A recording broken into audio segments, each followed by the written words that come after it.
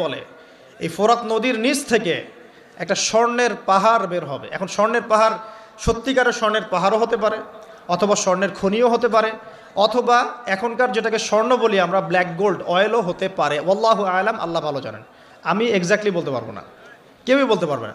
নবী সাল্লাল্লাহু আলাইহি ওয়াসাল্লাম বলছেন এটাকে কেন্দ্র করে এমন যুদ্ধ হবে বিশ্বে যেখানে প্রত্যেক 100 জন কমব্যাটন বা যোদ্ধার মধ্যে 99 জন মানুষ মারা যাবে।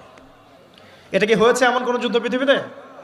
আর কখন এতগুলো মানুষ মারা যায়? যখন এমন কোনো অস্ত্র সেখানে প্রয়োগ করা হয় যেটা প্রয়োগ করলে অল্প সময়ের মধ্যে অনেক মানুষ মরতে পারে। কথা কি বুঝতে পারছেন?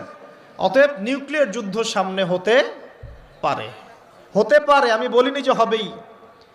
আমাদের ধারণা, এবং যারা মিলিটারি অ্যাফেয়ার্স নিয়ে ঘাটাঘাটি করেন তারা প্রত্যেকেই বলেন যে নিউক্লিয়ার যুদ্ধ সামনে হতেই পারে। হইলে আপনি কি করবেন? সামান্য ইউক্রেন রাশিয়ার যুদ্ধে পুরো বিশ্ব থেমে যায়, সামান্য একটা যুদ্ধই বলছি।